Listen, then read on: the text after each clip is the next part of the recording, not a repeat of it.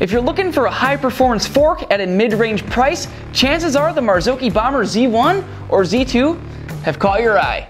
They both ride great and offer a more reasonable price point than the super high-end stuff, but you might be having a hard time figuring out which is best for you. I'm Mike from the Losco, and in this video I'm going to help you figure out if the Bomber Z1 or Bomber Z2 is best for you.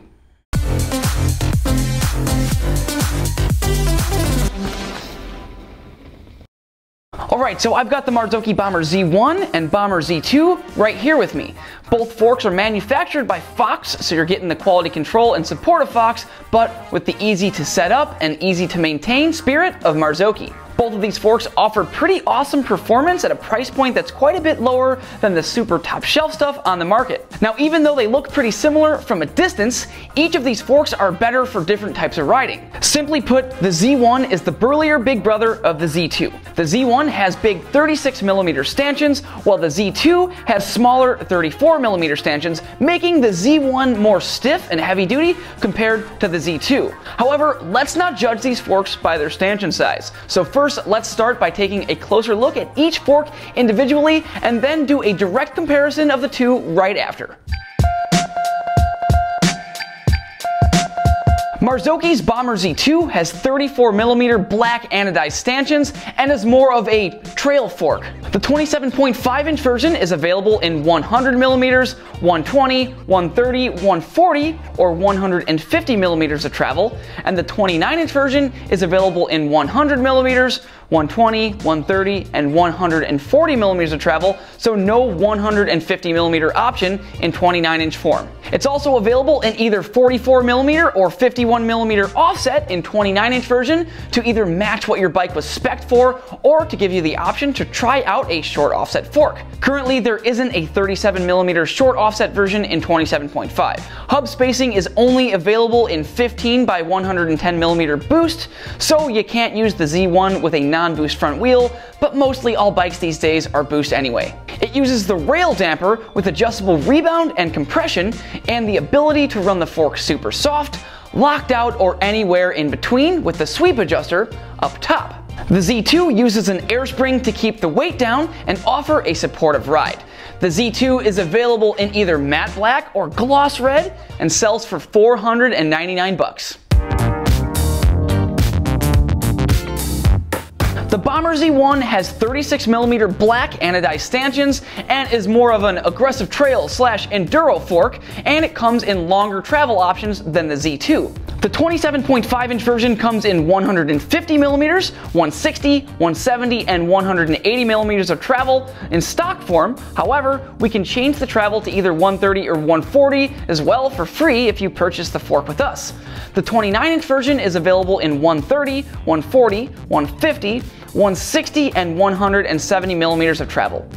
And of course, it's available in either 44 or 51mm offset in 29-inch form to either match what your bike was spec'd for or to give you the option to try out a short offset fork. And just like the Z2, the Z1 is only available in 15 by 110mm boost hub spacing, and there is not a short offset 27.5 version option at the moment. The Z1 uses the grip damper, which is a recirculating damper design that offers a very consistent, plush, and smooth feeling on the trail. This damper has adjustable rebound and compression, and just like the Z2's rail damper, you have the ability to run the fork super soft, locked out, or anywhere in between with the sweep adjuster up top.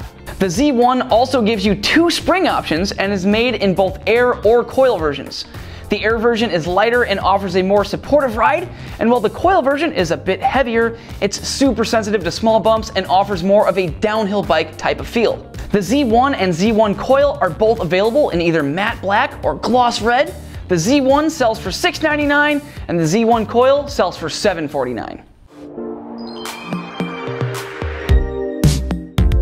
Alright, now that we've gotten to know both forks individually, now it's time to figure out which is best for you. Let's start with some apparent comparison points and then touch on a gray area right afterwards. If you're a heavier rider or ride very aggressively and have a bike that calls for a fork with 150mm or more of travel, then the Z1 will definitely be better for you. Since the Z1 has bigger 36mm stanchions, this fork will be more stiff and ready to plow through super rough terrain, especially when at longer travel.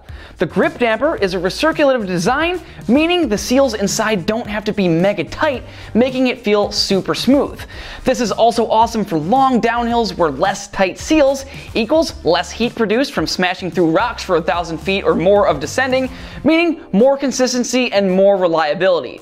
Long, rough downhills might overwhelm the Z2's rail damper, while the Z1's grip damper will feel right at home. Plus, the Z1 comes in a coil version, so if you're wanting a coil fork, boom, go with the Z1. Plus, if you go with the Z1 Air, you can convert it to coil later on. Now, if you're a lighter rider or not a very aggressive rider and have a bike that calls for a fork with 140 millimeters of travel or less, then the Z2 might be better for you. The 34 millimeter stanchions will offer plenty of stiffness from 100 to 140 millimeters of travel for most riders out there. Even though the 27.5-inch version of the Z2 is available in 150 millimeters, we'd recommend going with a Z1 at 150 millimeters of travel, as that smaller 34 millimeter stanchion's flex becomes more noticeable at 150 millimeters of travel or more. However, if you're super lightweight, then a Z2 set at 150 millimeters will probably be alright for you. The Z2's rail damper offers plenty of performance and sensitivity when riding rolling terrain with climbs in between descents. The Z2 is also physically lighter, saving you between 250 to 300 grams over the Z1, so if weight is a concern, definitely consider the Z2 as your new fork. So, if you're riding gnarly DH trails on your trail bike, easy. That Z1, it's calling your name. And if you're a lighter rider riding undulated terrain on a bike with 140 millimeters of travel or less, then the Z2 probably has your name on it. But before you totally make up your mind, there's a quick gray area that I wanted to touch base on. Let's say you're a heavier rider or a super aggressive rider and your bike calls for a 130 or 140 millimeter travel fork. Even though you're not running tons of travel up front, your heavier weight and or more aggressive riding style is going to need some more support up front to handle the pressure. In this case, a Z1 might be better for you, even though you're running less travel. This will give your mid-travel trail bike a more burly suspension feeling, giving you more stability due to less fork flex, leading to more confidence on the trail. Now, last but not least, we don't want price to persuade you too much, so we held this point for last. We'd rather have you buy the fork that'll be best for you, your bike setup, and how you ride. However, to some people, the bottom line price is going to be a huge deciding factor for you. The Z1 starts at $699 and the Z2 sells for $499. That's a difference of $200. Now, of course, the price reflects performance, and the additional price for the Z1 is well worth the better performance under super harsh riding conditions. Well, there you have it. That's a comprehensive guide to help you decide if the Marzocchi Bomber Z1 or Z2 is best for you. Of course, there's more tech information available, so if you have any more questions about either of these forks, give us a call at the shop, 360-306-8827, or shoot us an email to info@thelostco.com. If you'd like to order a Bomber Z1 or Z2, click this link to head over to our website where you'll get free shipping in the USA and support the channel. And of course, if you like this video, click that thumbs up button. And if you really like this video, click that subscribe button and hit that little bell to receive notifications so that you don't miss out on our future videos. Until next time, I've got a Bomber Z1 coil on my bike, so I'm gonna head out for a ride. Peace.